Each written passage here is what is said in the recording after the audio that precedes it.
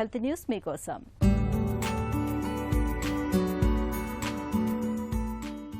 ఆధునిక జీవనంలో ఒత్తిడితో సహజీవనం అన్నది అనివార్యంగా మారుతోంది.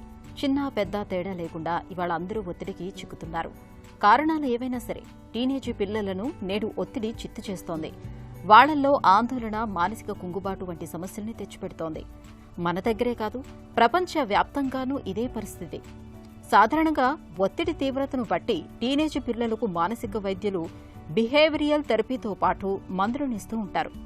కానీ చాలా మంది తల్లిదండ్రులకు ఈ చికిత్సల్ని అందించే స్తోమత ఉండదు.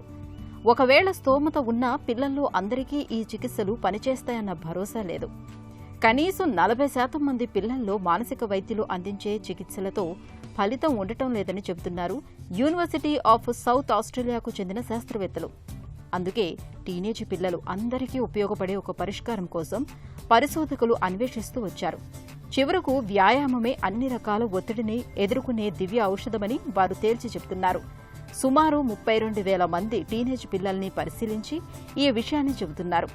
ముఖ్యంగా డిప్రెషన్తో బాధపడేవారు కాస్త శ్రమతో కూడిన ఏరోబిక్, బరువులు ఎత్తే వ్యాయామాలు చేయటం వల్ల అద్భుత ఫలితాలు కనిపిస్తున్నట్లు పరిశోధకులు చెబుతున్నారు. అదే మానసిక ఆందోళనతో బాధపడుతున్న వారికి నడక, జాగింగ్ వంటి తేలికపాటి వ్యాయామాలు ఏవైనా సరిపోతాయంటున్నారు. రోజువారీ జీవితంలో ఈ వ్యాయామాల్ని భాగం చేసుకున్న వారిలో 4-5 నెలల్లోనే చక్కటి ఫలితాలు కనిపిస్తున్నాయని పరిశోధకులు చెబుతున్నారు.